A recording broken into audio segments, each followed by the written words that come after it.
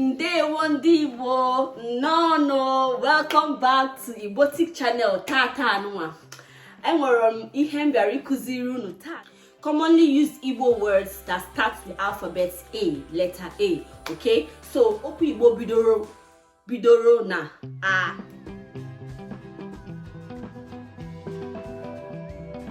Ka ibido. Nke izizi nwere bụ aha, meaning name. Like when you say kedu aha gị, what is your name? Aha, name. Aziza, broom. Aziza. APC. God forbid. Hey, Aziza, broom. He just won. Yeah. Ahụ pụtara body.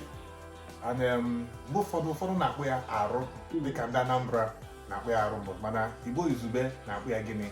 Ahụ. Akwụkwọ, meaning book. Akwụkwọ nke eji ede ihe. Akwụkwọ na-atọ ụtọ, ọ na-ahịa arụ na mmụta. Onye were nkasi obi, ọ ga-amụta akụkọ. Ma ọ bụrụ na nne gị na nna gị nwee ego, ma ọ bụrụ na nne gị na nna gị nwee ego.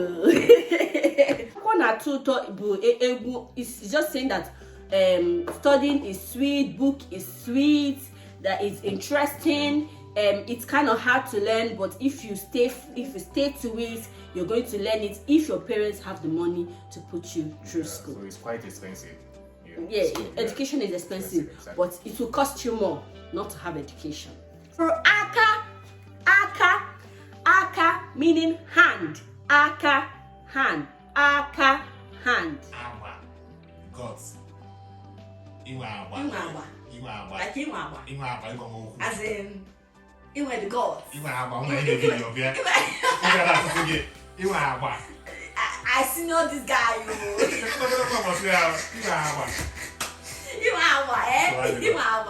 So that's gods. And also Aba as in jaw.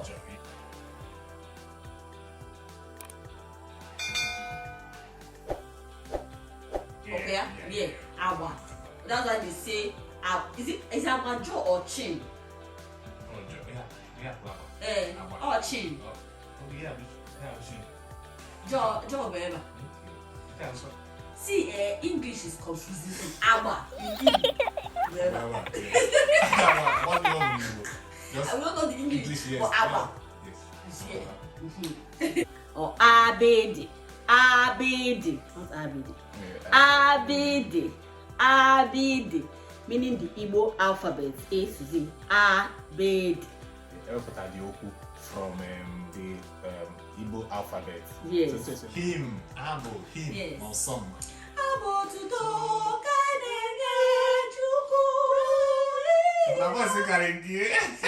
didn't sing. I didn't sing English. I'm quiet. I'm this guy. I'm quiet. I'm there quiet. Oweti wa achicha when you ekene. When she make ekene, achicha putara gini? Bread. And he put the bread and give thanks.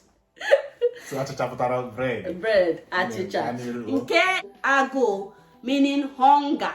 Ago otego ọgụbara m nnedi. Agụụ otego ọgụbara m nnedi.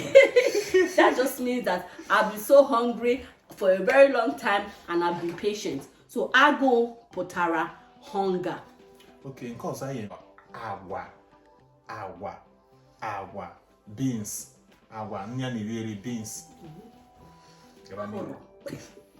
Ahụrụ. Ahụrụ meaning fat. Why are you laughing? Ahụrụ meaning fat. Ahụrụ pụtara ahụrụ fat. Nkịta bụ akamụ pap. Akamụ ka anyị na-akpụ ya pap nke a na-eme ma na-aṅụ aṅụ. Ọ na-adị ka custard. So we keep ya native custard. Okay. Abo, like me now. I am abo. One abo. Okay, a young lady. Abo is young lady. In abo amụ. like Achirimo. I thought smile. About smile. Ochi. Like amu. Imu amu. Amu. Amu. Amu is laughter. For the poppy ochi. For the poppy ochi. My name ABACHA. I can. Yeah, we are seen in the alphabet A, so it is amu, laughter. Nkiri neto boro asi, meaning lie. It's a full sentence. Somebody's talking to you and you know their lie. You now be like asi, lie.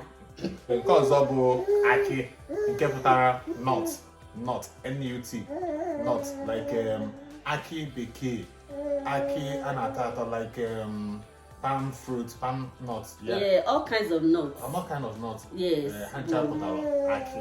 Yeah. Because of agadi, ikanke watije, ikanke watije, makanokadiram. So, nke ọzọ bụ agadi meaning old lady. You know we said aboho, young lady. Agadi, old lady. Yes. Akupe, fan, hand fan. Aboko fan nke nefe no hand fan. Akupe. Open a hit me make it. Because of aqua, cloth. So nke ọzọ kwa aqua, egg.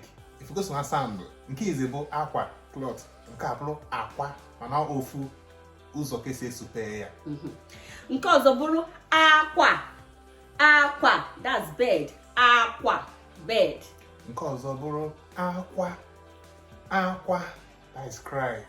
Mmadụ ibe akwa. Nke ọzọ bụ agwọ. Ọnọdụ dịka anụ na na-ekwu agwọ, snake. Agwọ, snake. Yes. Nke ọzọ bụ atụrụ, sheep. Nke ọzọ anụ, meat. Anụ, meat. Nke ọzọ anyị nwere bụ ahịa. Some people say afia. Ahịa bụ market. So ihe na-eme kịta bụ agbamakwụkwọ pụtara gịnị? Wedding. So once ka anyị gaa ahịa jee zụta anyị ga-eji mee agbamakwụkwọ. That means let's go to the market and get what we used to do our wedding. Yes. Agbamakwụkwọ pụtara gịnị? Wedding. Agbamakwụkwọ. Ọzọ anyị nwere bụrụ ahụrụ.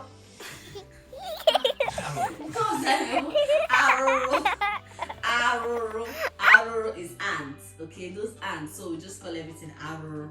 Okay, ahụhụ. Follow my copy afufu. That's suffering. I'm one to afufu, but I think maybe Igbo is able ahụhụ. Oh yes, yeah. Afufu. Yes. Okay.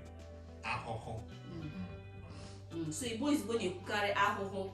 Mana I bunda Anambra. Afufu as in suffering. Okay. Afufu adịrọ. Afufu anisi. Ojira ahụhụ anisi. So ahụhụ bụ suffering. And all the quite different from arụrụ. Arụrụ bụ ant. Arụrụ ant. Ahụhụ suffering. B. Anwụ. B. Ọbụkwa anwụ. Not anwụ. Anwụ. Nke ọzọ bụrụ anwụ. Sun. Notice that his own bụ anwụ. B. This one bụrụ anwụ. Sun. Ọzọ bụrụkwa akpa. Bag.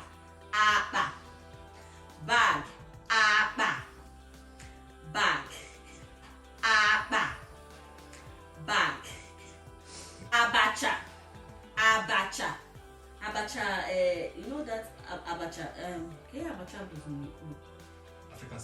African salad. You know, it's not salad or salad. African salad, no abacha. Yes. Abacha, African salad. Yes. We call it azu, fish. fish. Azu, the one you eat, the one in the water. Azu, fish. Azu, azu, back. Azu, back. Azu. For instance, Naya and Azu, look behind you. Azu, back. Because Anya, eyes. Anya, eyes. Akara, akara, bean cake. Akara, bean cake. Akara, bean cake. Awo, toad. Awo, toad. Awo, toad. Awo, toad. Awo. Afọ, age. Afọ, age. Afọ, age. Afọ ole ka ị dị? Ị dị afọ ole? Ole afọ ole? Afọ ole ka ị dị? Ị dị afọ ole? Afọ, age. Abụ, abụ, armpit. Abụ, armpit. That is abụ, armpit. Nke ọzọ, akpị. Ọ na m ihe bụ akpị. Ọgba gị. Scorpion. Odogwu Ọzara. Hey, oh my God. In our native dialect, they call it Odogwu Ọzara. Ọzọ bụrụ achara. Achara bụ bamboo stick. Achara eji arụ ụlọ. Maọbụ oge mgbe gboo, even nkịta iji akọ ji, iji adaba na ji ka stem of ji a na-aga around it. That is achara. Guys, I think we've done about 50 of them, 50 words that start with A, and we'll come back with more when we have. But the next video we'll do will be other Igbo words that starts with B. Okay, but look out for that video, and thank you for watching this channel. Please don't forget to subscribe.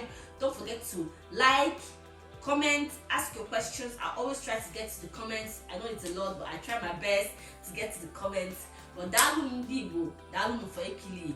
Maazị Ebuka, o nwere ihe ịgwa ndị Igbo? Yes, daalụ nri nne. Ka ifo oge ọzọ. Ya ka eme ka nkụ.